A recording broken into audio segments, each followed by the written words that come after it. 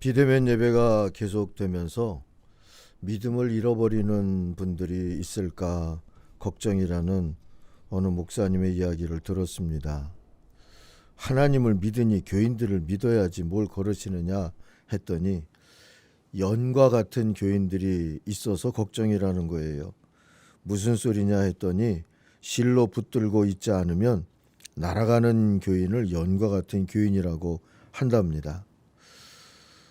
그럼 다른 분류도 있느냐 물었더니 고양이 같은 교인도 있대요.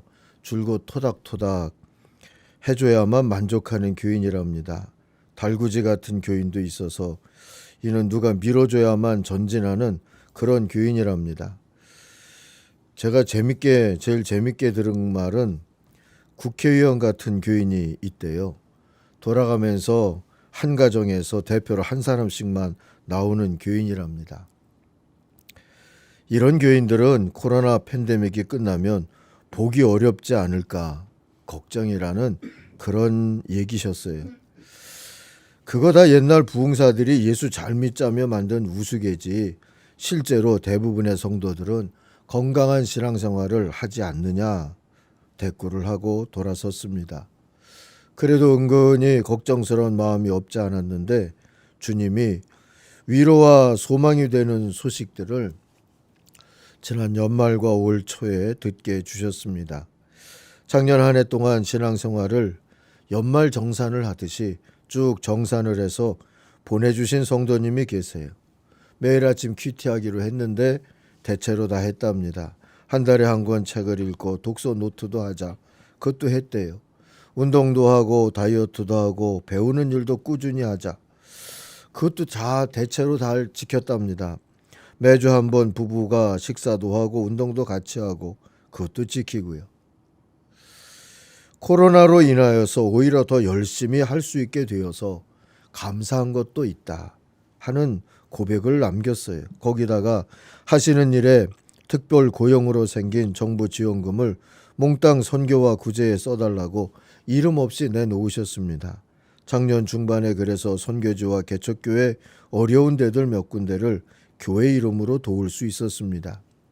요즘 교회 구제와 함께 우리 목회자들이 쌀이나 과일, 떡국떡 등 어려운 가정에 같이 배달할 수도 있게 해주셨습니다. 연말엔 장애인부 가족들이 조금씩 모으던 그런 자활 공간 만들고자 했던 그 기금을 장애인부실 별도로 만든다는 얘기를 듣고 건축원금을 해주셨어요. 여전도회가 한 해 동안에 이런저런 또 일을 하지 못하고 모아놓던 돈, 이 협의회와 지회 개편하면서 평화도서관 도서 구입비로 내놓으셨습니다. 올해 교회가 세운 예산과 합치면 도서관의 서가를 좀 더 빨리 채울 수 있으리라 기대합니다. 권사회에서도 선교비 나누고 싶다고 하셔서 몇 군데 연말에 연결하면서 함께 감사할 수 있었어요. 다들 교회가 어렵다는 이야기들 뿐인데 어떻게 염산교회는 특별 선교비까지 주시느냐 하는 감사의 인사를 드리면서 우리도 어려운 건 사실이지만 그런데도 더 어려울까 봐 우리 권사님들 또 교우들이 함께 애써 주신 거다 힘주어서 이야기할 수가 있었습니다. 새해가 들어서면서 어느 분이 1억을 무명으로 건축원금 해주셨어요. 저한테도 말을 안 해주셔서 궁금하기는 하지만 제게도 큰 용기와 위로가 된 일이었습니다. 코로나 와중에도 더욱 힘써서 이렇게 제자도를 가려고 애쓰는 우리 지체들이 있구나. 이런 성도들, 이런 동력자들이 있으니 무슨 연과 같다, 고양이 같다, 국회의원 같다 하면서 교우들 걱정할 것 없다. 네 걱정이나 해라 하시는 주님이 주시는 말씀 같아서 감사하고 격려도 받고 또 성찰도 하고 있습니다. 사랑하는 성도 여러분, 우리 21년 한 해도 잘 믿어보자고 그렇게 다짐할 수 있기를 바랍니다. 주님이 힘 주시리라 믿고 그렇게 나아가기를 원할 때, 그리고 또 21년 한 해 동안에 우리도 신앙 버킷리스트 같은 것들을 좀 만들어 놓고 그렇게 살아보기를 원합니다. 그러면 하나님이 도우시고 돌아보면서 감사할 수 있도록 우리 걸음을 지도하실 줄로 믿습니다. 그렇게 올 연말에는 우리도 앞서 그 성도님처럼 연말정산을, 신앙의 연말정산을 한번 다들 해보시면 어떨까 권해봅니다. 오늘 말씀을 통해서 어떻게 믿는 게 잘 믿는 걸까? 우리 한 가지 지침을 오늘 구하고자 합니다. 이 요한복음 2장은 요한이 전하는 예수의 공생애의 출발 기록과 같습니다. 가나 혼인잔치 증언이 나오고 주님이 예루살렘 성전에 가신 이야기가 나오지요. 이 성전 정화 이야기라고 우리가 흔히 말하는 이 증언은 다른 복음서들은 복음서 뒷부분에서 다루는데 요한은 앞부분에서 다룹니다. 시간대별로 증언을 하느냐, 주제별로 증언을 하느냐 하는 차이점으로 이해를 하면 좋을 듯 싶습니다. 어쨌든 이 성전 정화 기사에서 가장 눈에 띄는 말씀, 오늘 제목으로 삼은 19절에 나오는 말씀입니다. 너희가 이 성전을 헐라 하는 뜻이죠. 이 말씀이 무슨 뜻이겠습니까? 건물로서의 성전은 이제 필요 없다는 뜻이겠습니까? 아예 성전이란 개념을 없애란 뜻이겠습니까? 아니지요. 이따위 성전이라면 헐어버려라 하는 뜻으로 우리가 들어야 하리라 생각합니다. 이 말씀의 이해를 위해서 당시의 성전 상황을 잠깐 살펴보겠습니다. 13절 14절을 먼저 보시면 성전 안에서 소와 양과 비둘기 파는 이들이 있고 돈을 바꿔주는 환전상들이 있었다는 걸 알 수 있죠. 명절에는 이런 사람들이 더 많았습니다. 마치 개발지구 떴다방 뜨는 것처럼 더 많아졌어요.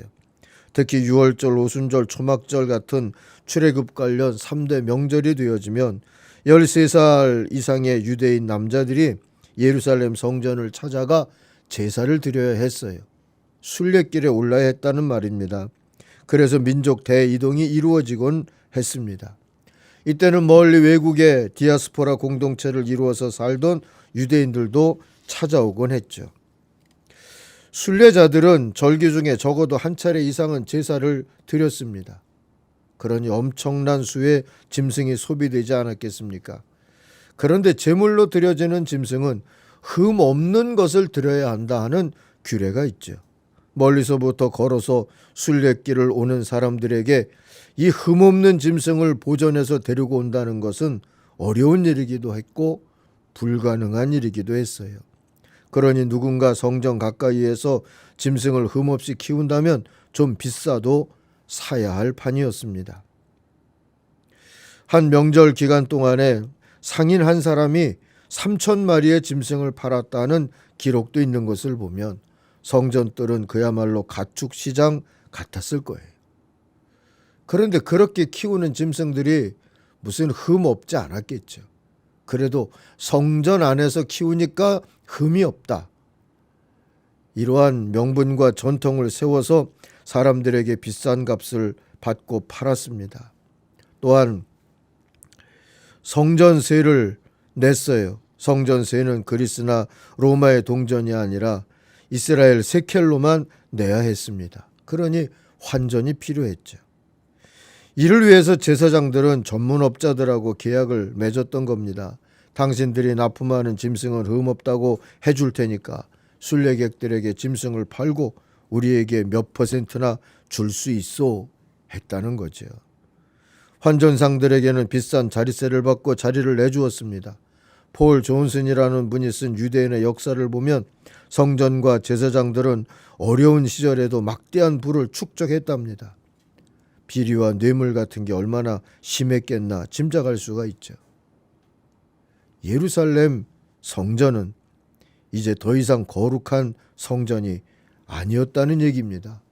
커다란 시장 바닥같이 됐어요. 그것도 이권과 비리를 탐하는 탐욕과 경쟁으로 얼룩진 타락한 시장 문화가 형성돼 버렸습니다. 예수님은 이런 성전이라면 헐라 하신 겁니다. 그것도 점잖게 말씀을 가르치시고 성경 공부를 하고 하는 중에 한마디 하신 게 아니고 격렬한 시위를 하셨어요. 15절 16절을 보세요. 노끈으로 책책을 만들어서 짐승들을 때려가며 내쫓으시고 환전상들의 상을 뒤집어 엎으셨어요. 다른 복음서는 사람들도 막 내쫓으셨다고 말씀하고 있어요. 상상해 보세요.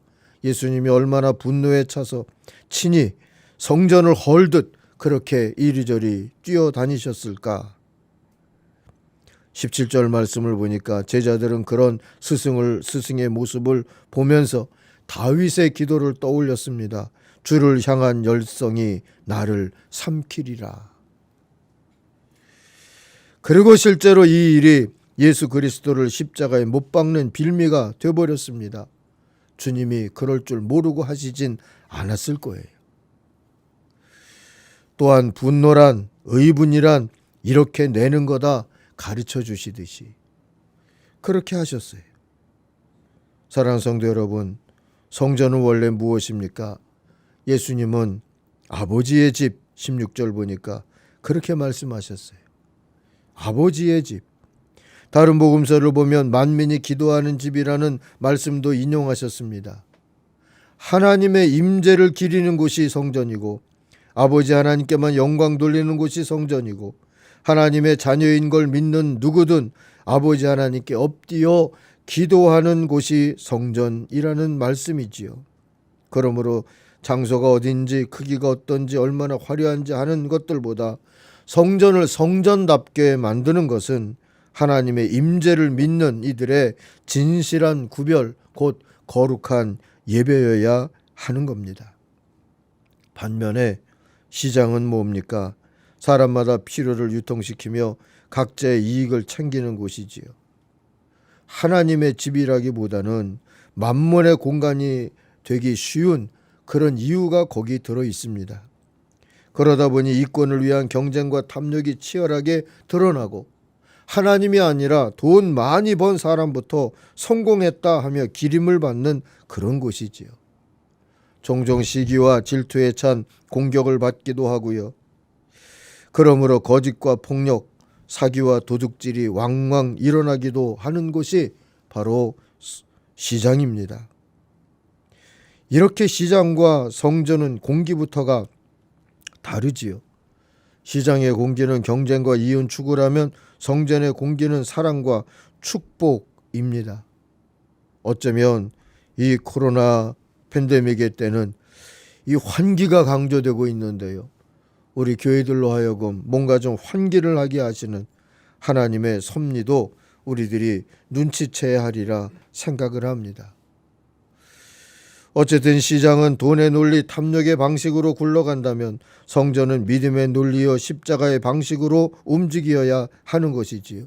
그런데 이런 성전을 시장으로 만들어 놓은 이름뿐인 하나님 백성들과 지도자들을 보면서 우리 주님 그리스도 예수님은 분노하셨던 겁니다. 그리고 말씀하셨어요. 이런 성전이라면 헐어버리자. 사람들은 물었습니다. 무슨 권리로 화를 내느냐? 오늘 18절에 보니까 무슨 권리로, 무슨 권위로 시위를 하느냐 물었어요. 시장 바닥에서는 소유와 지분으로 권리를 헤아리듯이 그렇게 살죠. 그런 식으로 물은 겁니다. 그들이 말하는 권리가 되는 표적은 직분일 수도 있고 권력과 재력일 수도 있고 업적일 수도 있고 기여도나 충성도일 수도 있는 것이지요. 그런 거나 보여주면서 화를 내야 하지 않느냐 하는 뜻이기도 해요. 시장과 같은 교회는 진리가 아니라 바로 이런 것들로 발언권을 갖게 되는 그런 공간이 되는 것 아니겠습니까? 주님이 또 말씀하십니다. 19절입니다.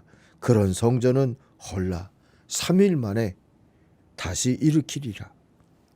사람들은 의아해하면서 조롱했습니다. 46년 동안 지은 성전을 단 3일 만에 다시 세운다고? 여러분도 알다시피 솔로몬의 성전은 7년 동안 걸려서 지었어요. 느부갓네살이 그것을 파괴한 다음에 에스라 니에미야 때에 그걸 다시 재건했는데 52년 동안 했어요. 그것도 솔로몬의 성전보다 작아졌어요. 유대인의 환심을 사기 위해서 로마의 분봉왕 헤롯은 비유대인이면서도 그 성전을 다시 재건해 주었어요. 그게 46년이나 걸렸던 겁니다. 그런데 주님이 헐라 3일이면 다시 세운다 하신 거 아닙니까?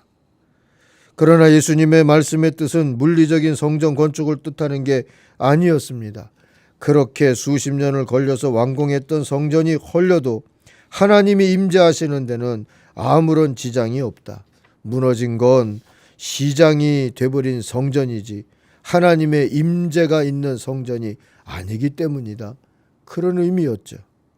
진짜 성전인 예수를 십자가에 달아 죽게 해도 하나님의 성전 재건 곧 부활의 은혜와 영광은 3일이면 된다 하신 뜻이기도 하고요. 그러니 예수 그리스도를 죽인 자들이 자기들의 시장, 성전을 빙자한 그 시장을 지키기 위해서 참된 성전 예수를 메시아를 헐어버렸다 하는 것을 아는 데는 3일이면 충분할 거라는 뜻이기도 했습니다. 사랑하는 성도 여러분, 우리도 내 신앙을 지키느라 참 성전을 십자가에 다시 못 박는 어리석음과 불신앙은 반복하지 않아야 되겠다. 그렇게 이 새 벽두에 각오를 다져야 하리라 믿습니다. 포스트 코로나 때를 준비하면서 아직 헐지 못한 내가 성전이라 불러왔던 시장은 헐어버려야 하는 것이고요. 그러기 위하여서 우리 모두 몇 가지 다짐이 필요합니다. 신앙생활을 나의 비즈니스와 이득에 이용하지 말자 하는 다짐, 나의 출세와 이기적 욕심을 감춘 채 위선의 가면을 쓰지 말자 하는 다짐, 거룩한 열정으로 포장된 오만과 독선에 빠지지 말자, 그래서 누군가를 또 상처를 주지 말자 하는 다짐 같은 거 말입니다. 대신에 거룩한 예배와 하나님의 임재로 채워진 진짜 성전, 제작된 공동체와 그 안에서 이루어지는 바른 예배와 균형 잡힌 선교를 희망하고 기도하고 구도하듯 그렇게 살아가야 하는 겁니다. 그런 교회로서의 첫걸음은 우리 교회가 올 초에 무난하게 떼지 않았나 싶습니다. 예산위원회와 예산당회를 거치면서 다른 건 다 제자리에 뒀고요. 전에 좋았어도 앞으로 하기 어려운 것들은 과감하게 내려놓자도 했습니다. 그래도 선교나 전도를 위해서는 아무것도 줄이지 않았고 오히려 늘리기도 했습니다. 시장 논리로 할 수 있는 일이 아니었어요. 선교 논리나 순종 논리 곧 믿음으로 할 수 있는 일인 것이죠. 감사하고 있습니다. 건축과 리모델링 분야에서도 더 욕심을 부리지 말자 하기도 했어요. 사랑하는 성도 여러분, 우리 21년에는 부자 되세요, 회복하세요, 성공해서 하세요 하는 시장의 인사보다 예수 잘 믿으세요, 예수 제대로 믿으세요 하는 성전의 인사를 나누면서 서로 축복하면 좋겠습니다. 그러면 좋은 일이 있을 겁니다 하는 건 그 다음에 속으로 하고 말이죠. 그리고 남은 비대면 거리두기 기간 동안에 내 안에도 있고 우리 안에도 있는 성전도 아니면서 성전인 듯 하던 것들, 우상이죠. 거짓, 위선, 경쟁, 교만, 탐욕의 시장 같은 것들 다 헐어버리고 끼리끼리 문화나 바벨탑 쌓는 것도 다 헐어버리고 참 성전으로 지어져 가겠다 또 한 번 다짐하고 기도하고 그렇게 하나님을 의지해야 합니다. 참 성전 세우기를 사모하고 기도하며 십자가도 지어야 합니다. 먹는 일로 말해보면 비싼 거 귀한 거 그런 거 먹겠다고 계속 애쓰지 말고 결국은 다 똥될 것들이지 않습니까? 그런 거 더 먹으려고 탐하지 말고 생명의 떡이신 주님을 먹고 생명의 샘물인 주님을 마시기를 소망하며 살아가십시다. 세상이, 아니 시장이 알지도 못하고 줄 수도 없는 그런 평화와 감사와 희망이 회복이 될 줄로 믿습니다. 요한복음 6장 36절에 주님이 말씀하셨어요. 나는 생명의 떡이니 내게 오는 자는 결코 줄이지 아니할 것이요 나를 믿는 자는 영원히 목마르지 아니하리라. 사랑하는 세상의 소금 염산교회 성도 여러분, 이 21년에 오늘 말씀 앞부분에 있는 가나의 혼인잔치같이 새로운 기쁨, 새로운 비전, 새로운 감사로 충만한 잔치 같은 교회, 잔치 같은 예배로 거듭나 보십시다. 우리가 주님이 헐라 하시는데 아멘 하면 주님이 다시 세우는 건 성령 충만함으로 이루실 줄로 믿습니다. 기도하겠습니다. 하나님 아버지, 우리들의 자랑, 또 우리들의 업적, 또 우리들의 자부심 돌아보고 성찰하면 성전 같지 못하고 시장 같은 것들이 많았음을 고백합니다.